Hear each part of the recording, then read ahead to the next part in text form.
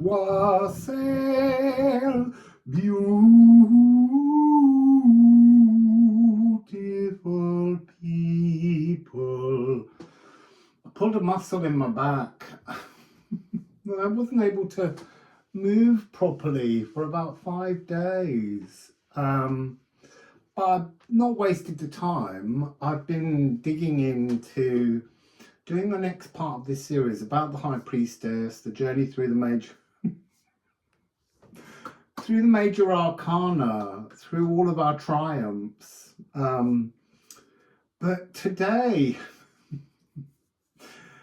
there was this realization from the High Priestess that actually part of what we have wrong because of the way numbers are ordered is actually, yeah, I've set off on a journey from 0 to 21, but actually the journeys are the other way. They're back to unity. But I was assured that you have to understand the direction outwards, like breathing in, breathing out. It's two parts of the same whole. I don't know which way around it is, but I imagine it's breathing out and then breathing in to get back to 0. Or one, unity. So the High Priestess, so in my story that I tell, after the magician gets a little bit of pride about the cosmos that he has created, and bear in mind, that's all of us. We all have to create our own cosmos. That was what happened before the beginning, when we were all in there with her. You see, I want to say Sophia because there is this energy where the High Priestess has almost become only Sophia, the notion of wisdom. But she's so much more than that, and she wants us to know that. And she's been coming through to me, just kind of putting me on edge, because there's so much that she wants to share and she's got to say to us. So anyway, there's the magician, and he's made that realization. He's proud of the physical world he has created. He has actioned, his thoughts created it, but he's actioned his thoughts. The thoughts are the High Priestess, but she's not that. So she is divine intention, but our cosmic divine intention, each of us, she is each of us. She's not outside us. Well, there's a lot of there's a lot of her not outside. Yeah, that's part of us, but there's even more behind the veil, because you can't fit it all in here.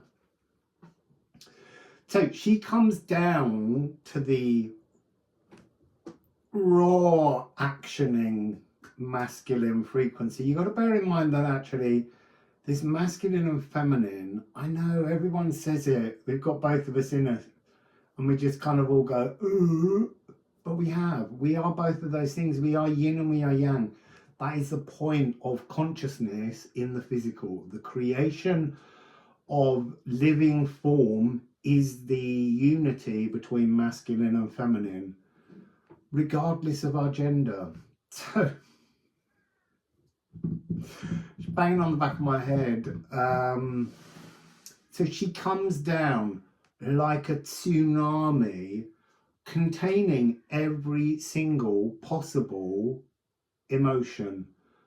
She is a tsunami of love, but love is way more complicated than just singular love. That's another energy that she wants us to understand. It begins with love, but it transforms into so many other feelings. So she comes down like a tsunami and she says to him, "You selfish bastard." This is really beautiful what you've done, but you've done it just for you, and it needs to have life. And so she says, I will transform myself into the physical, the Empress, the emotional feminine or intention, the emotional intention, and I will populate this space, this place, this cosmos that you created. I will fill it. I will fill it. I will make it teem with life. So that's the next part of the story. But now we need to look at the kind of the backstory, the history, what it means to be High Priestess. Look, the High Priestess didn't... she's like, yes, I did. Right, a long time ago, there were High Priestesses that were part of religions. They were the... She's tutting as well. So they were egos that needed to be higher in a sense of order. She's like, there is no order. That's interesting. She must be a socialist. So, yeah, so there were High Priestesses, but in terms of the tarot, that card didn't really become the High Priestess until about 1909, when Pamela Coleman Smith and Rider Waiteman... See, I didn't even give him his name. Because Pam, she just gets ignored so much. Anyway, they created the Rider Waite Smith deck. And this was when the name the High Priestess became apparent again, because there was a lot of neo-paganism and things like that. So they were working, but also with that in mind, but also there's a lot of different kind of religious organizations, Golden Dawn and the Freemasons, and the Rosicrucians, having a sense of being the current narrative in that period. So when we look at the High Priestess, she is steeped in the energies of Freemasonry. So you've got the two columns, the light and the dark. This is very much Freemasonry. In fact, it's really interesting. Where I used to live in London, in Brockley, a lot of the Victorian houses have two columns outside them, but they have different tops on each column, a masculine and a feminine. And look, it was the stonemasons that created most of those houses. So I want us to also remember that they were influenced by a guy. He was called Eliphas Levi Zahed. And he was originally a French priest of some kind, and then he stepped away and he began to evolve the esoteric magic realms. So he might be worth looking up. You can see his name here. And so this, what do I want to say here? Well, what does she want to say? She wants to say, don't box me in, don't fence me in. Because this energy now has fenced her in from her greater truth. So before, if you look at the Tarot de Marseille, often she's Juno or La Papesse, the female pope.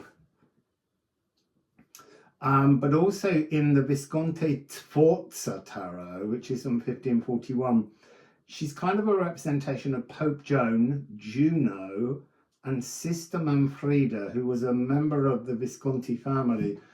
And they were trying to create a new heritage start line to transform, because it's always about power battles, and this is not what it's about. It's not external. This is a power battle within yourself to reach balance. You see, and now I'm seeing an image that, well, I didn't bring it out, but there is an old Sumerian or Babylonian image of one of their goddesses. We will get onto that. But in her two hands, she holds the symbol of Libra, the top half, and in the other hand, the stroke from underneath. There's something very much about that being the archetype of balance. So I'm hearing of justice, of justice to you embodied as divinity within a physical world. So we've also got Juliana of Bohemia. Now she was believed to have been the incarnated Holy Spirit, and there was a movement to bring, as I said, this new feminine line of papesses into the fore, but the actual male dominated line squashed and quashed that rebellion. It's a little bit like the Cathars, and they were crushed in a holy war by the Catholics in the south of France because they said to the Catholic Church, you're not doing this properly. So we're going back to, basically, we're going to show a line here, which is the idea of it being mother phallus energy. We will get more on that, but it's about being intention, divine intention. You have to penetrate the physical earth with a divine intention, a blueprint on which to build structure.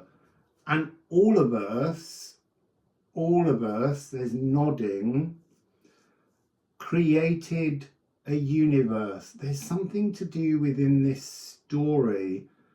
You begin in isolation. That's interesting, and we're going to be shown as we go through to the world. The journey through the tarot this way is bringing your blueprinted cosmos that you created into alignment with everyone else's so that they can be merged as one cosmos. And then the next part of the tarot journey is to go from the world back to unity.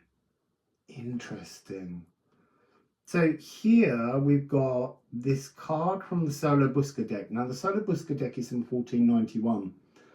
It's not as old as the last deck, but it's the most complete, and actually it has images on all of the minor arcana, and a lot of those, because a set of photographs, black and white photographs, were taken and sent to the British Museum, so there's an assumption that Waite and Smith saw them and used them to influence how they created their tarot deck.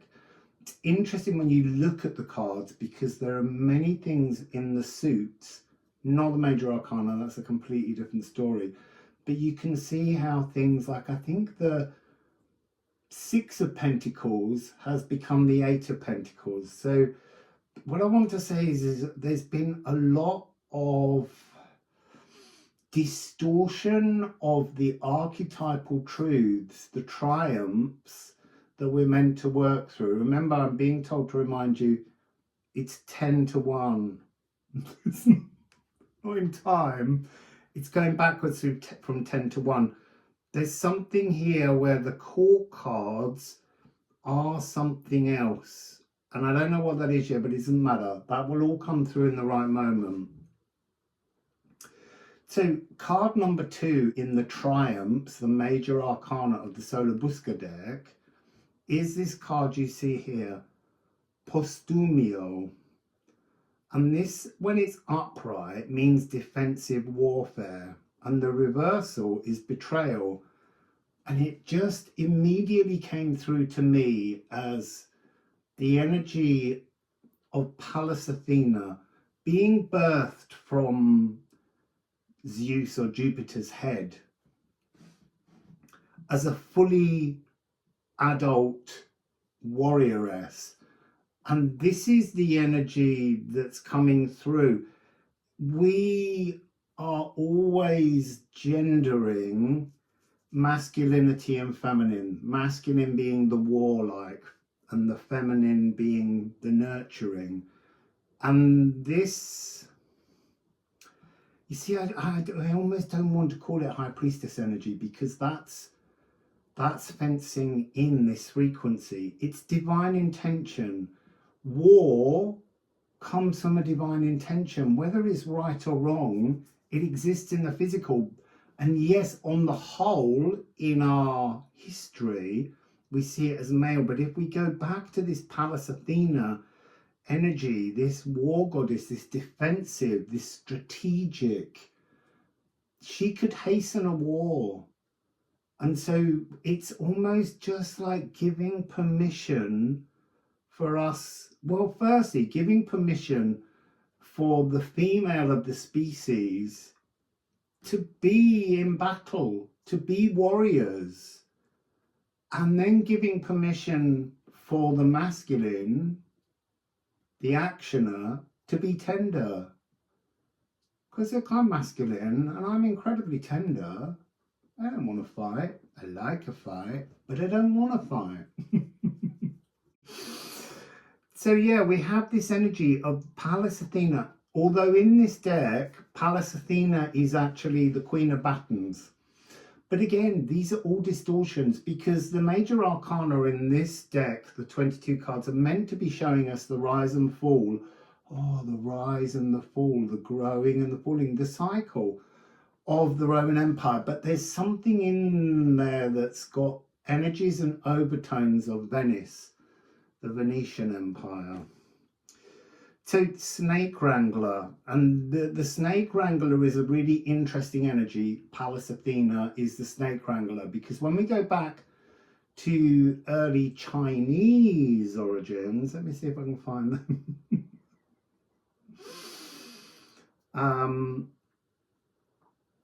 Yeah, we have these two characters, Nuwa, who is the divine intention, the divine feminine, as we're calling it, the High Priestess, who is the Chinese mother goddess. Mother is a really important energy. Again, that mother phallus energy, the need to bring the penetration of thought into the physical, to wrap a skin around it and action it into being. And then we have her consort, which is Fuxi, I don't know how you say it. I don't speak Mandarin or Chinese. Here, you'll notice in the image that they have these snake, dragon, fish tails that are always seen twisted, as if it's the very structure, the thought process, the mitochondrial creation of DNA, the strands inside things, the scaffolding of intention that can be actioned into a reality of all things. Also, they often hold a ruler and a compass, but in this image, I find it really interesting that there's something a little bit hangman gallows about the higher image, and then is that a child between them with two fish legs? So their tails are intertwined like DNA. But also, if you look at these other images, you can see the intertwining of the DNA in the middle between the two consorts. And yes, there is something here of the raw, actioning masculine energy being a necessity with the divine feminine intention energy. The wisdom, the thoughts, the ability to imagine. That's what we're missing. Imagination. You have to imagine, and this is something about planting a blueprint. But in the image, you can see the two dragons, you can see their tails running up and becoming the two figures here, but also there is a tower. It's called a tower, but it feels more like a house, a building, but its structure, the space, the place in which we live and exist. And on the other side, there are two beings with human faces, but snake or serpent or fish-like bodies holding the sun and the moon. All of these things echo back. And then I want to show you Queen of Heaven, Isis, from the Sumer Inanna and the Babylonian Ishtar. So this is the Dogon, amphibian goddess with the fish head, human head and fish head. And I want you to notice the similarities between the shape of this fish head, this crowning energy that is very similar to the bishop's mitre within the church. It's just a fascinating parallel. And there's what I'm wanting you to understand here is that although we say tarot began with tarocchi, the game in the 15th century in Italy, that's denying other areas their own mythologies and beliefs that created their civilizations. So do the cards go back to China and come through India and into Persia, into the Mamluk, and then into Europe and transformed by Spain and France and Germany? Or do they go back another way into ancient Egypt and come out of Egypt through the Egyptian people who were the gypsies moving away, who became the Romani, and they're known so much for their, fortune telling abilities with the cards? There's a sense on the internet of denial of cultures going on, and we need to just realize that these energies, just like that notion that in the Neolithic period when they were building dolmen all over the world, humans built dolmens. 40% of all the world's dolmens are in Korea. Now, we always imagine from a Western perspective that they're in France and Britain. And it's just not true. These things repeat themselves. They're like collective energies that this frequency, let's just call her for the moment the divine goddess, the mother, the mother phallus energy penetrates an idea, and many different humans all over the globe can give skin, can action, can give form to these new ideas, the collective consciousness. Because on a higher dimension, elven-like dimension, it's just one unified mind.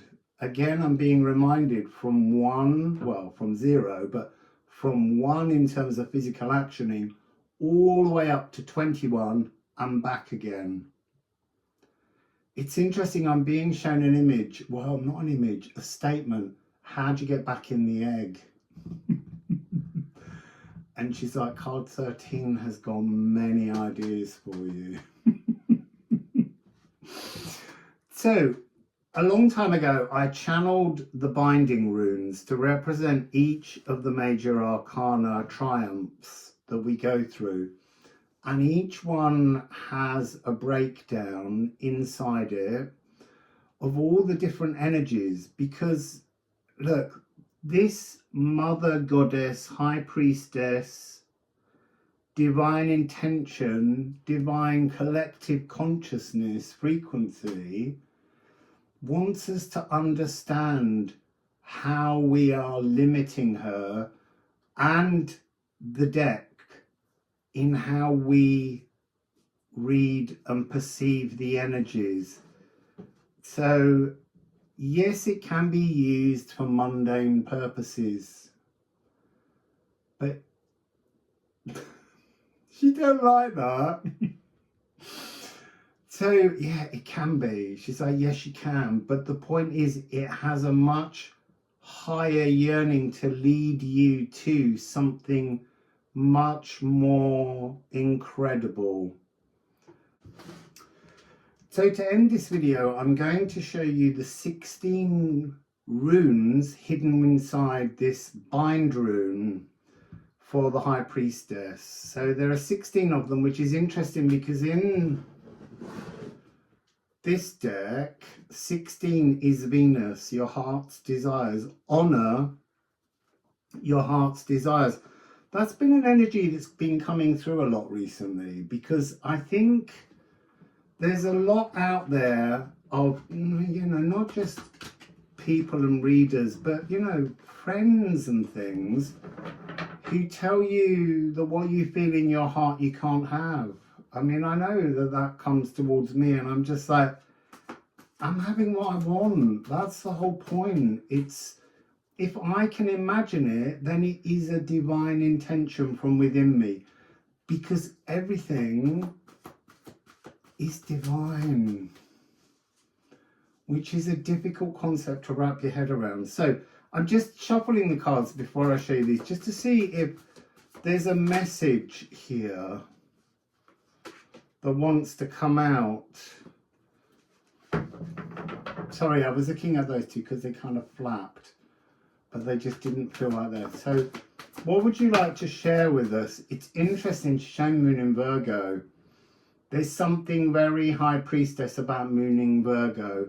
Empathic luminosity, the mathematics in music, the frequencies that are bound up, the chaos that is calmed, clear sources of nourishment. Also, because I was being shown during my sojourn and resting in bed that there, once upon a time, here we go again, back again. Once upon a time, Virgo, Libra and Scorpio were all one energy. And there was a frequency coming through, which is that the physical world always contains a sting in the tail as you're trying to reach this balance. And it's interesting because recently I've been picking up on this energy of this notion where there's a judgment, where the scales, and look, it could change when we get there. And that's the important thing about exploring this with you, is to learn how to adapt to the changes. Whatever you've got, good and bad, and you're weighing your heart against a feather, it always weighs the same. It's always in balance, because whatever you did, you were meant to explore. You can't grow to a lightness, a higher frequency, or a more divine tonality if you don't experience the shadows. You won't get there. It's about having a little rubber band, and you pull it and you pull it and you keep pulling it and you keep pulling it, and you work it so that, say it was really cold, it might go snap and that's your life gone. But you're working on it in and out, because you need to stretch it all the way so that you can find the golden path. So we've got Earth coming out with Moon in Virgo, and that is mutable Earth. The Earth, I'm being told, the Earth is a mutable playground of pleasure. What's with the long face? Interesting. Be open to magic and be open to being healed. Some of the words and the phrases that are there within each of these runes that make up this bind rune of the Divine Mother. So yes, I'm also hearing that name again, Sophia, which is the Gnostic version of, like, the feminine, the mother god. Because we always have this energy of God the Father, there's God the Mother. It's always, everything has two genders. And it's the binary energy. And it's really interesting, because now what I'm being shown is the one is interesting. The one is the intention, the Divine Mother energy. And the egg is the masculine, the Divine Father energy. And it's the Divine Feminine that hatches from within, twisted into that energy in the Chinese image of the living child, human, the living human made from. So I'm also being shown now, sorry, I knew this was going to happen because it's such a huge subject. I'm also being shown the Uberos, that was found. There were two found on the Book of the Dead in Tutankhamun's pyramid space. So there was one at the feet and one chest and head. This is divine intention. This is the Kundalini descending, is the best way to describe it. You know, if you only ever focus on Kundalini rising, again, you're not going to get anywhere. Because the two snakes, the two Uberos snakes, have to draw together, and then they make the infinity symbol of life. And there's a part of that which is the consciousness and the physical body. And that is the infinity symbol that we see on the magician in the Rider-Waite Tarot. So anyway, thank you for listening. Here are your 16 runes that make up the Mother Goddess frequency of the High Priestess. See you.